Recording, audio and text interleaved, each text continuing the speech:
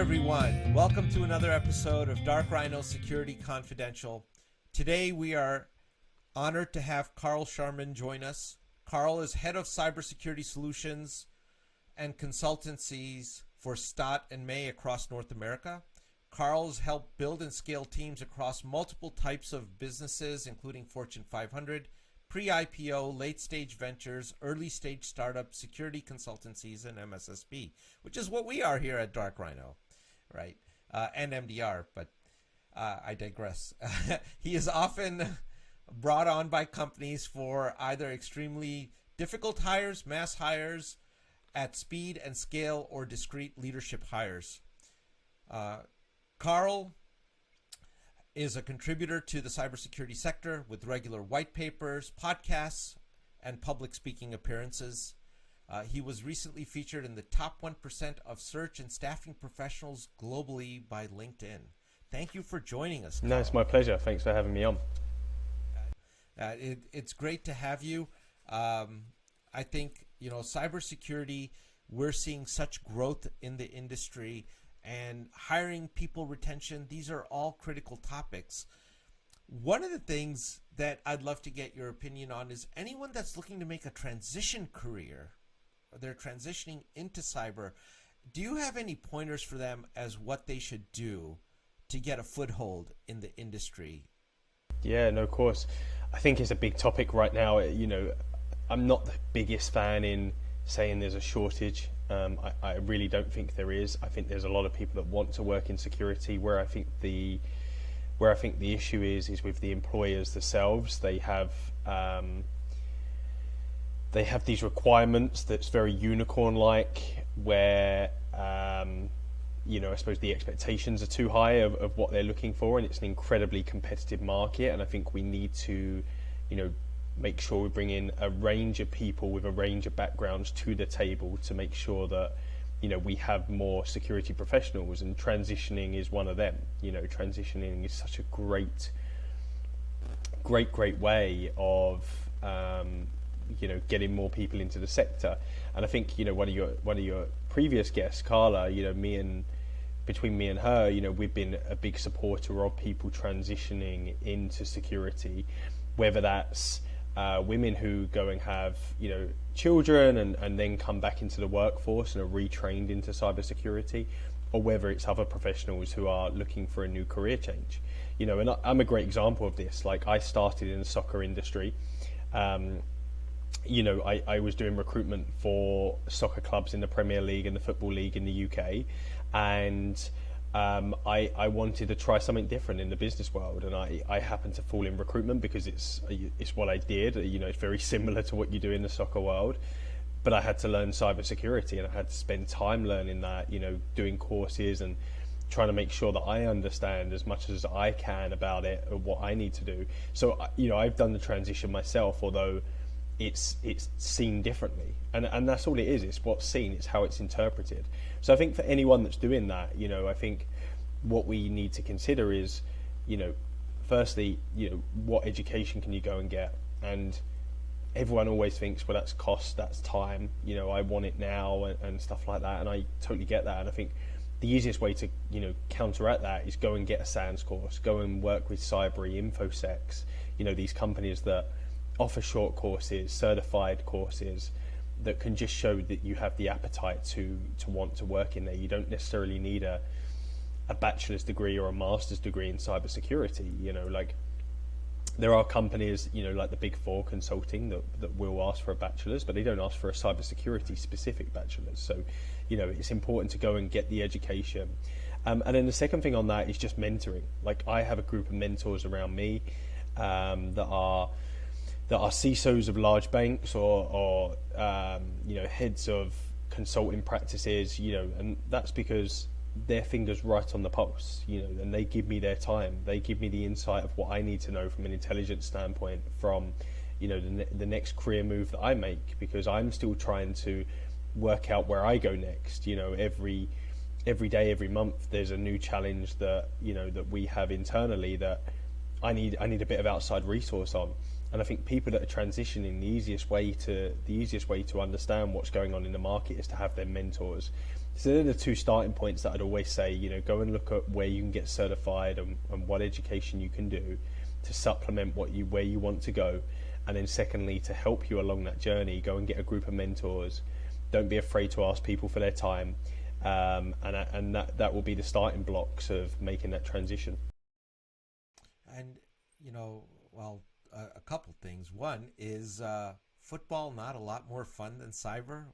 Yeah, I get that a lot. Obviously, I lived a lot of people's dreams. Like, I got to watch soccer for free every day, and just go to these great stadiums in the UK and Europe and travel Europe and whatever else, and it was all paid for. But the flip side of that is, I shouldn't really say this because we do this in cyber, but it can be long hours, and you don't see your family that much, and you're expected to be, it's not always the nicest industry. There's a lot of backstabbing and politics and whatever else, and it teaches you a lot. It taught me a lot of how to defend myself, how to promote myself, how to manage politics of the boardroom and stuff like that. And I learned a hell of a lot during that period. But also, I'm not, I work for a lot more than money.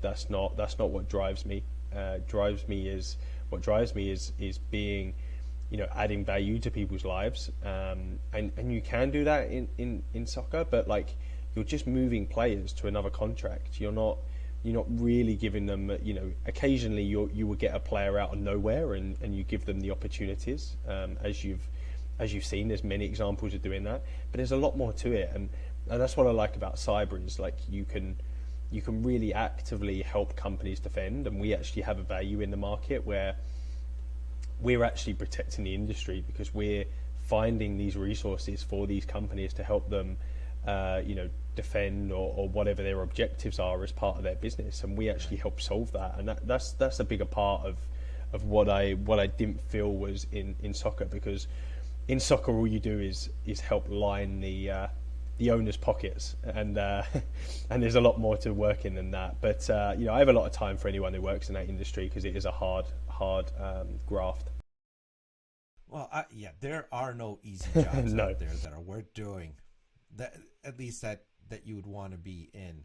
But the commitment, passion, perseverance, those are all traits that we're always looking for when we hire people.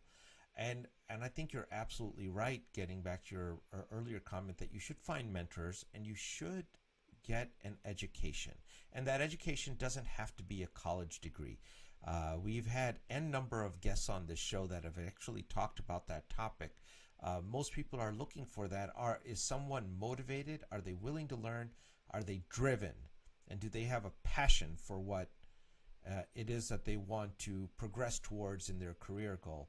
If that's the case, then you've got great clay, and you can then mold it. Well, just on that, there's so many companies who can't compete with the top banks. This is what people get so fixated on is oh, I want to work at Disney, or I want to work at Nike, or I want to work at Goldman Sachs, and that's great. We all do, but sometimes that's not the route. Sometimes the route is you have to go and work for a dark Rhino or a 20-person company or whatever it might be to go and get there. There might have to be these stepping stones, in your career where you have to go and do something you maybe didn't imagine doing. You might have to go and be an IT manager or an IT administrator and then make that step in. And I think you just need to work out what's them stepping stones. And the great thing I find is, and this is what fascinates me and what I constantly study, is everyone, the famous thing is I want to be a CISO, when they're starting out. That's where I want to get my career to in 25 years. Well, okay, what's the stepping stone? Well, the great thing is there's no direct line. There's not a straight line to CISO. And that's what people forget. People are well, I'm going to go to Goldman Sachs, I'm going to go up through the ranks, and I'm going to get to CISO. 9 times out of 10, it doesn't work that way. You have to take on opportunities, and you have to go and get mentors. And people forget there's this whole iceberg effect where there's so many other things under the water that you can't see that's holding that iceberg together. And just because the top of it looks beautiful, that's where everyone thinks that people just end up once they get into that. And a lot of people forget that. Like a lot of people, when they get into these companies, they just forget that that's, you need to keep mentors, you need to keep training, you need to keep, meeting new people, and there's a lot more to it, like you're saying. And I think, companies like yours will give people a lot more exposure rather than being siloed in a large organization. And that's where people transitioning in need to go, I need to go and talk to you because I'm hungry, I just want an opportunity, I want to learn, I'm willing to do whatever it takes. Right. That's where the focus needs to be. And we've seen. Well, let me ask you this: do you think people quit because of money? Is that the primary driver? Is that why they want to go to a Goldman Sachs or a? It's a good question. Citigroup or. I mean, the primary reason people quit is because they're managers. We can't get around that. Like, that's still the number one driver of why people quit. They're upset at their managers, they're upset at the politics, the things that come internal of a company. That's the first thing. The second thing is everyone looks for that pay increase.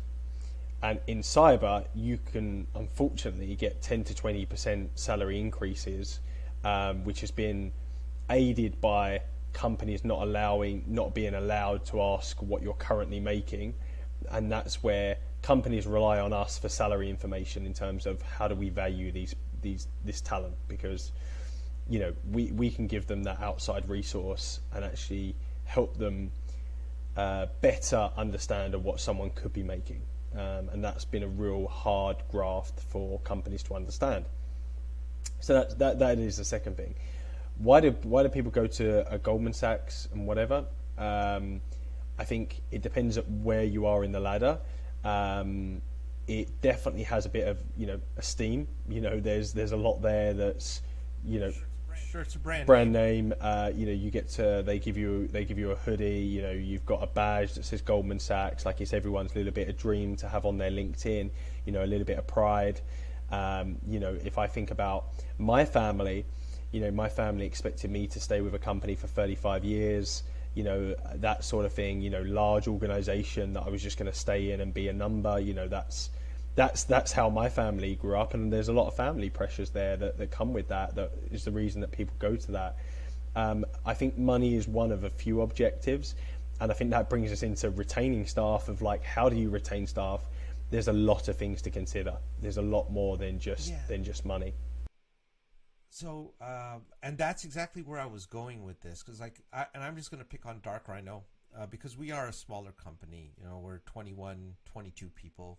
Actually, we just added another, so 23 now, as of this podcast. But one of the things is that there's a quality of life, because from a salary perspective, I think we're pretty equitable relative to what the market is doing. But there's a lot of quality of life things that you get at a smaller company that you can't get. There's a lot of flexibility. You can bring your dog to work if you needed to.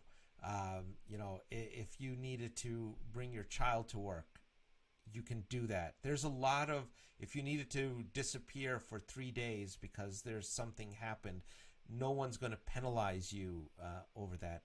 But I think also, more importantly, we do some very interesting projects on the government side, even in the private security side, and some of our folks have had top secret clearances. We're specialized, and I think that might give you a range of exposures that you're not going to get at a much larger organization where you're just an analyst or a red team or a blue team member or whatever your role is in their cybersecurity environment. And we've seen that from a retention perspective, that we've been very fortunate that we've been able to keep people. We've lost several, but we've by and large been able to keep folks.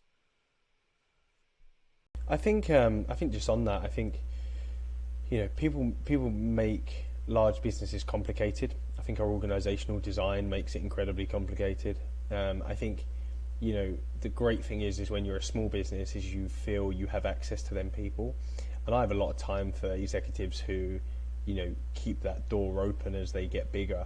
And I think scaling is, from working with venture capitalists, scaling is is one of the hardest challenges you will ever have, because often you lose people during that journey because people become less engaged or whatever the reason is. Right. And I think engagement is like such a key term, because, you know, I'll give you an example. So Booz Allen Hamilton, you know, commercial team that focus on the private sector. The great thing they do is they have the mid-level, I suppose, managers, as we'd call it, you know, historically, they bring them to the executive table quite often. And for me, that's engagement. That's allowing diverse voices to come to the table and make sure that everyone's being listened to and heard. And I think that's such a simple thing. And that's when we come back to the original point of me leaving soccer to come into cyber. You know, I was at the executive table and I still wasn't getting listened to.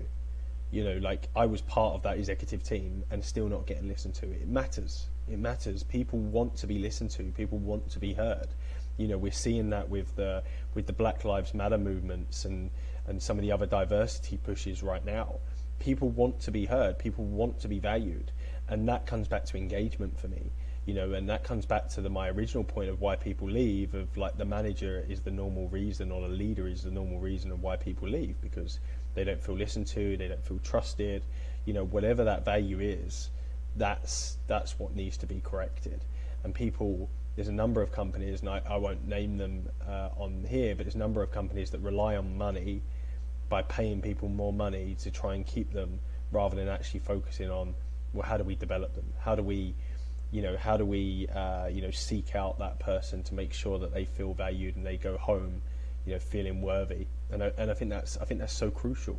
And, you know, what I would say to anyone who's looking for a new position is, do your due diligence on the company. Like, really understand, like, do they understand people? Do they actually do people first? Because so easy for me to go away from here, go on to PowerPoint, put these values on a slide and send them out to every candidate I work with and say, I am people first, I will make sure I develop you.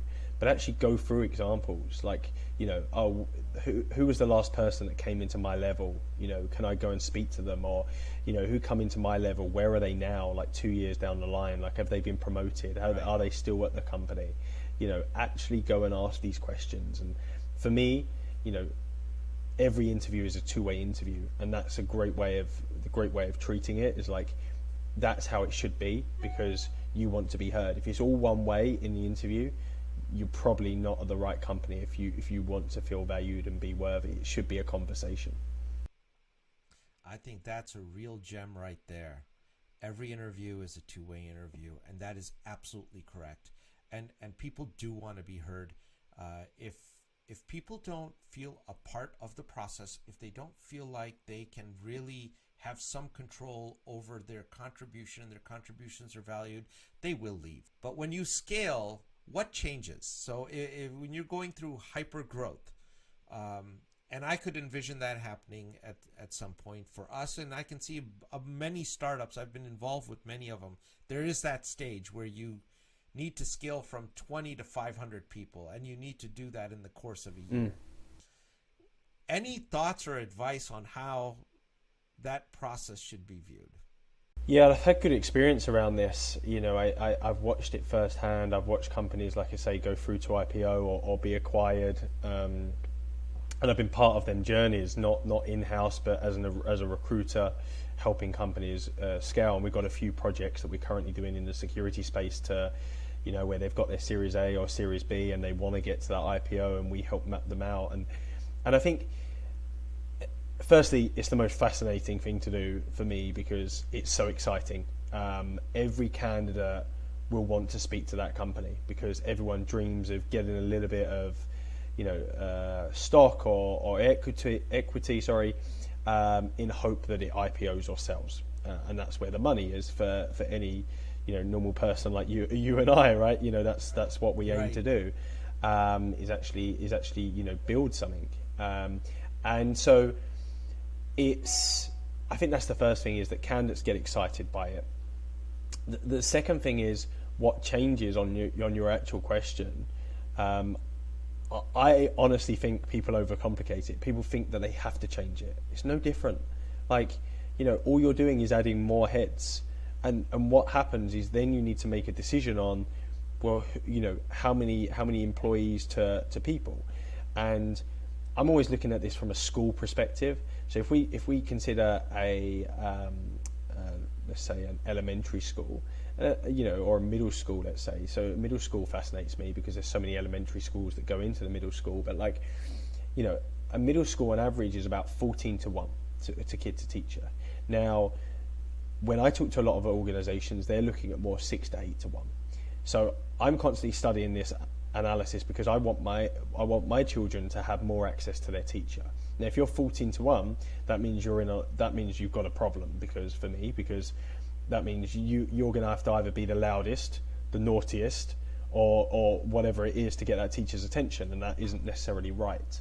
And that's how we have to think about organisations. Is like, if we're talking about engagement, you need to think about how much access has that person got to their manager, how much does that team have, what size does that team need to be, because we want to keep it efficient, we want to keep it lean, we want to make sure that everyone's being enabled to make the right decisions and the right communication and whatever the values are.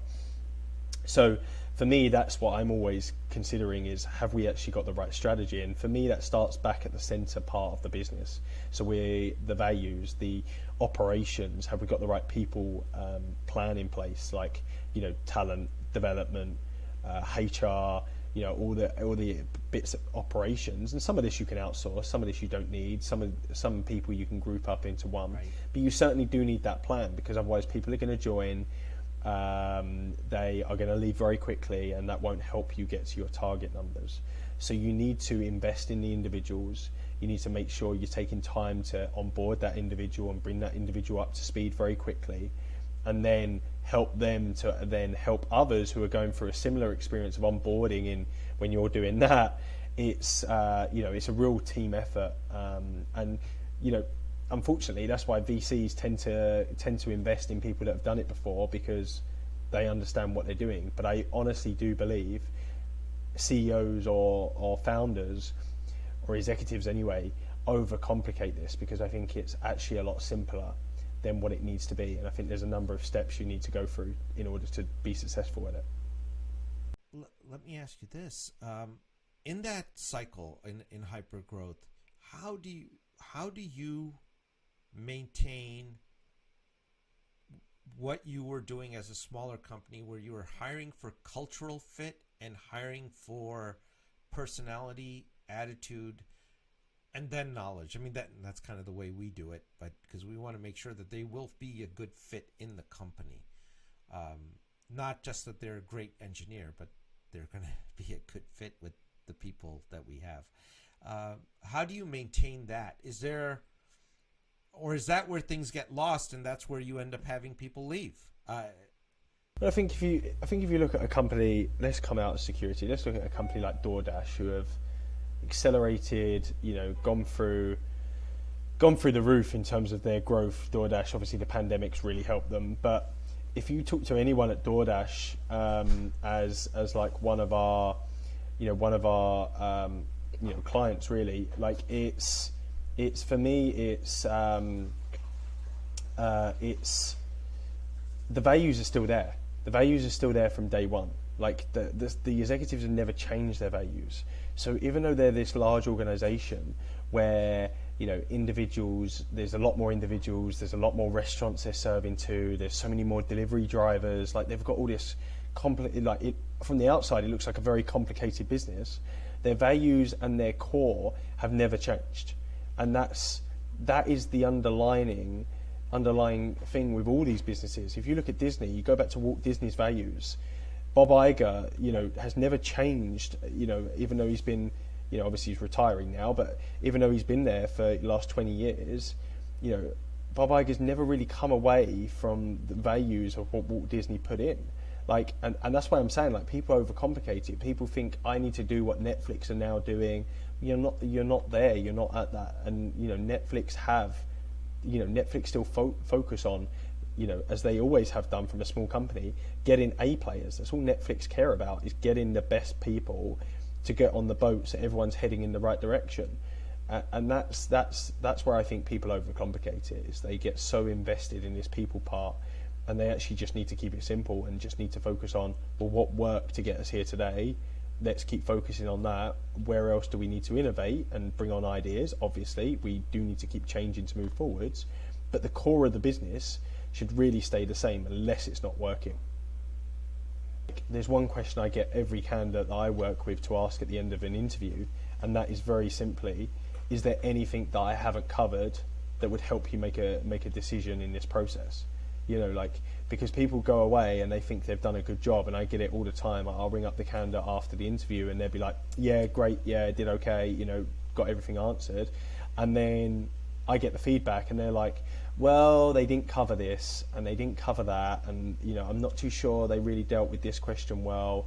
Like, them individuals, them hiring managers will have them concerns on the call. They don't just think about them after. Like, you know, like right. they will be thinking that in their head. They will probably have made a note of that. So make sure you clarify that. Is there anything that you're not sure on? You know, just make sure you get clarification at the end. And it's a difficult question to ask. You know, a bit like, you know, actually trying to get feedback on the end of the call as a candidate. You know, people don't like asking that, but like, ask it. Like, you know, just, you know, don't be afraid to, you know, show that you want it, show that you want to learn or you want to get better. You know, push for that feedback, you know, on the call. Don't just rely on us as well.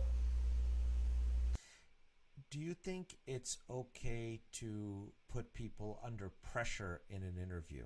It's a really good question. I've looked at this a lot, mainly because of my soccer background, right? You know, if you put it down to, like, you know, if we compare it to soccer or the Navy SEALs, let's say, I'm a big supporter of how they do things, you know, within the SEALs. But, you know, I think for me, you know, like, they are constantly, you know, and we talk about this in soccer because we still don't do it that well, but, like, we're constantly trying to replicate real life situations like the SEALs will do, right? You know, everything is trying to replicate that to get people in a mindset and a mentality of where they need to be. And I think you know, in security, we're actually coming away from that, and then we're expecting people to behave in a certain way when these incidences happen. And I do a lot of work in incident response. It's a real fine balance for me, because I think candidate experience is crucial. I think speed of process is crucial. And I think a lot of people are designing these technical practices, especially around coding, to test people's knowledge. You know, penetration testing used to be notorious with technical assessments as part of the interview process.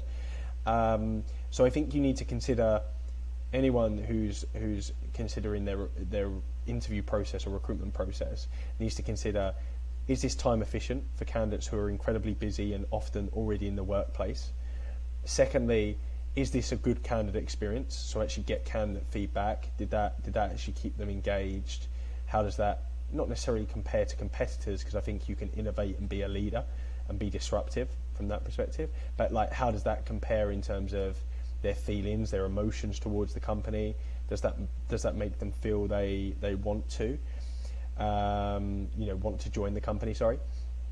And then I think the third thing is, does that, you know, on the flip side, does that give you the trust and confidence that this is the right person? You know, and I think that's where you've got to find the balance. There's a very, very fine line, a balance of getting this right, and often companies get it wrong because they focus too much on themselves and not enough on the candidates. And on the flip side, you know, people are so desperate to get candidates, they put it all onto the candidate experience. But it's got to be a flip side. And I think, you know, in soccer, if we're looking at a player, we do it from three ways. If we haven't, we either watch them. So we see them live, see them replicate actually, you know, how do they fit into our team? You know, what's the characteristics that we're looking for a player in that position? Do they fit that? We then back it up with analysis, so a heavily data usage in terms of, does that match to a player that we currently have in the team? And then the third thing is, often we might be able to bring them into our environment and then see how they settle in from a culture, a social standpoint, you know, a personality standpoint, and how that overall fits into where we're looking to head. So we have free uses of that, and if you can try and replicate that into security in terms of actually giving people insight and providing that level of detail, as well as replicating what a person might go through in that process, then I think you're onto a winner. And I think you can really stand out actually from a candidate experience standpoint, as companies have done.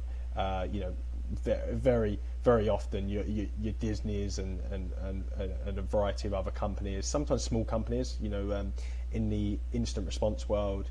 Crypsys are a clear leader in how they do candidate experience, got a lot better over the last couple of years. But that's come from innovating and trialing and getting feedback and going again. And, it does take time, but I think it's trying to balance them three things in that triangle, which can really, if you get the center of that triangle, you can really be effective.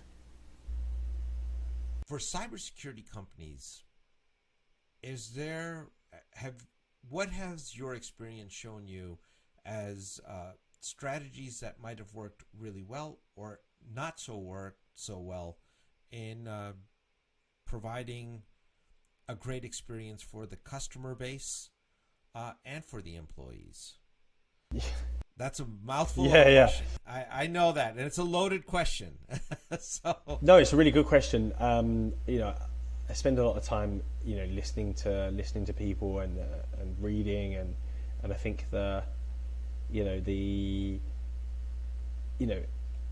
Etsy's new CEO, he was former eBay, and he was saying that, when he got into, I think it was Etsy, that they had a lot of things that were very easy for their employees to carry out and do their jobs. They didn't want to do the hard stuff, which would have actually improved the customer experience. And I think there's a fine balance between it all, because you don't want it too hard on your employees, because then they're going to leave. But ultimately, without having customers, you don't have employees. And that's where sometimes we get so fixated on. There is a real fine balance. When I worked in soccer, it was all about that I'm lucky to work here. That was the mentality. I should be very, there's hundreds of people that want my job, so you should just take it and be happy. There was a lot of gratitude. Yeah, and that's fine. I'm always grateful for having an opportunity, but at the same time, I want to feel valued. I want to understand that people understand that I come with a lot of value.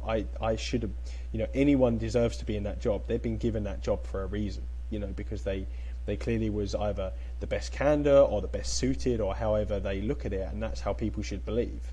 I'm a big believer in the reason that we don't have a diverse white workforce is because often the most diverse candidates don't believe they actually value that job and tend to ignore that job advert and just go past, because they go, well, I'm not good at all these things. And often a white man will look at a couple of things and go, yeah, I can do them 2 things out of the 10, so I'm good enough for the job. And often a woman will look at them 10 things and go all through the 10 and go, well, I can't do one of them, but I can do the other 9, so I'm not going to apply. So funnily enough, my last 4 placements have all been women. It's been, I have a lot of success in that. We have a lot of success at Start on May, because we have a lot of programs that do mentoring for women, and we get access to a lot of candidates. And the last 4 have been women. There's 2 bits to this answer. The first is, I had a woman who was easily good enough for the role. She talked herself out of it over a week. She'd gone through the interview. She flew through the interview. By the time it was a week away, a couple of days away from the final step of the process, she'd talked herself out of the process. I could tell. I was talking to her, and she was like, "Yeah, I've had a look at the job description again, and just I'm not too sure. I'm not I think I really missed the mark on one of these things, and I don't want to foul, and stuff like that." And she talked herself out of it so much that I just said to the client, I was like, "Look, I think you need to have another chat with her and just re-clarify." And they had a chat, and they ended up agreeing to go separate ways. And she was against people that were better than her, not that she knew this, in terms of coming from bigger companies or more experience and stuff, but she was still their number 1 candidate, and they kept telling her that, and that still wasn't good enough because of the job description, and sometimes that can really hurt. Well, and one point I would make on the person who talked herself out, I think anyone who's listening, one thing that if you want rapid and great career advancement, and this is just my advice, is you have to get comfortable with getting out of your comfort zone. You just must. I would say go for the harder job. Go for the one, if you can take it, that you think you're the least qualified for, because you are going to grow astronomically. And if you carry that self-confidence, it is going to get noticed. And the cream always, that's how you get to the top. It's often mind-blowing, like, you know, where you're in rooms that I really shouldn't be in, or meetings I shouldn't be in. Like, I wouldn't never say that I deserve to be in there. But I think, you know, one of my favourites is the theatre production Hamilton, because they focus on the room where it happens. And that really fascinates me, because, you know, that's exactly where we all want to be. We all want to be in the room where it happens. And that's where it comes back to what I said about Booz Allen Hamilton, about getting more people to the top table to hear their voice, because they want to be in that room. And that's that accessibility, you know. And for me, you know, like, I want to be in that room, and I don't want to be the smartest person in the room. And that's fine for me. I don't want to be the smartest person in the room. I want to feel a little bit uncomfortable in these rooms. But that way I know I'm always growing. I'm always looking at the next steps. And that's what I say to anyone in security, is that's how you need to be. You need to be that learner. You need to be that questioner. You need to be that adventurer. You need to be that person always challenging, always wanting to grow, wanting to go to the next level. For me, that's where it starts. They're the types of people that I'm looking for for my clients, because they're the ones who I know I'm going to be a little bit more successful in security. So you're in a position where, if you're not comfortable with the uncomfortable, you're going to have a very difficult time of it, and you're not going to enjoy it. It's not going to be a fun experience, and you got to enjoy what you do. Life is too short. Absolutely. Absolutely, and that's a great point right there, is like you do need to enjoy what you do, and that comes back to the soccer stuff. Like, you know, I love the game. I have a lot of time for people in the game, but like, there was times when, you know, I didn't enjoy it, and I wanted to try something new. I wanted to, I felt like I'd achieved quite a lot, which I don't think ever helps in a short amount of time, and I felt like, you know, I didn't know where to go next. And I think that's why I wanted to try something different. But I think enjoying it is such a crucial part. But let me quickly come back to your original question of organizational strategy. And yeah, so coming back to my previous point of when I was on Etsy, you know, like, for me, we have to, and that's what I was coming to, is like, we have to sometimes do the challenging stuff and the hard stuff for the benefit of our customers, because you can't do it without doing the customers. And, you know, there's a real combination now, I find, is like, you know, what used to happen was customer numbers, you know, employees numbers, you know, and then suddenly there was this real value for customers, then suddenly there was real value for employees, which I think we're going still through, the value for employees. And I think we're just starting to see a flip again on the value for customers. And for me, it's that value add. Like, I'm constantly saying, like, with this client today, I've got this client meeting, what's the value add that I'm going to give? Because it's no longer, for me, it sounds ridiculous. Traditional recruitment is redundant. Like, there's too many companies doing it, there's too many competitors, everyone's trying to do the same thing. It doesn't work after a while, because companies just get fed up with the same pitch time and time again. But what does that do to me? Like, if customers are not engaging with me, that then makes me feel worse. So that's where I think there's a real balance from an organizational strategy perspective.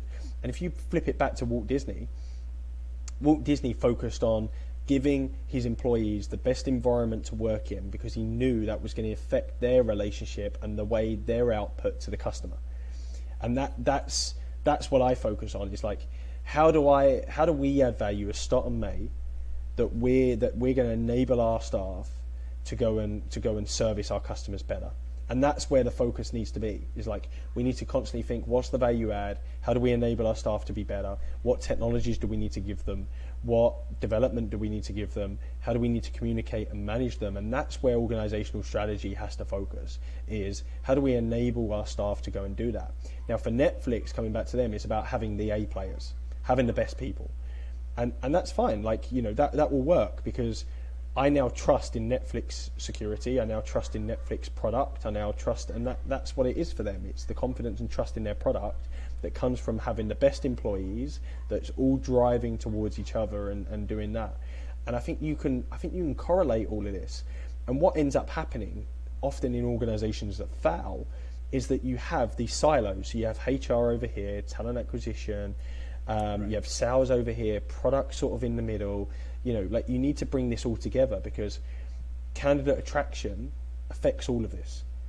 Recruitment affects all of this. Retention, so the HR and operations function needs to be at the center and the heart of all of this, because it needs to enable the business to actually develop and grow. And that's where I think organizational strategy has to start, is on your employees and then on your customers, and then then you can start talking about profit, revenue, whatever your objective is as a business. But you're not going to get that unless you get the right employees in. You develop that culture to actually then develop your customers. And the last example I will give is the incident response space is really fascinating on this for me, because everyone tries to undercut each other on cost, in terms of with the insurers, with the law firms, to make sure they're getting that work. And that's great. But, at a point, there's going to be quality of work. So who's hiring the best individuals to go and carry out that quality of work? And it's the quality of service, it's communication with customers, it's actually managing the customers through a difficult process. It's a very emergency. It's a similar of, it can be another version of the terrible 9/11 or 7/7 events. It can be at that level for companies that are going through that, not never knowing what they've been through. It's a bit like COVID. It's that sort of level experience. Right. So it's all them things that come in, and that comes back to the actual talent on the ground doing that job, and that's where I think organizational strategy needs to focus, is on purely that the strategy and tactics from a people perspective. If you put the right processes in place with the right people, then the outcome is going to be the best that it could have possibly have been. Yes. Right. So you got to design for that. That doesn't happen by accident. No way.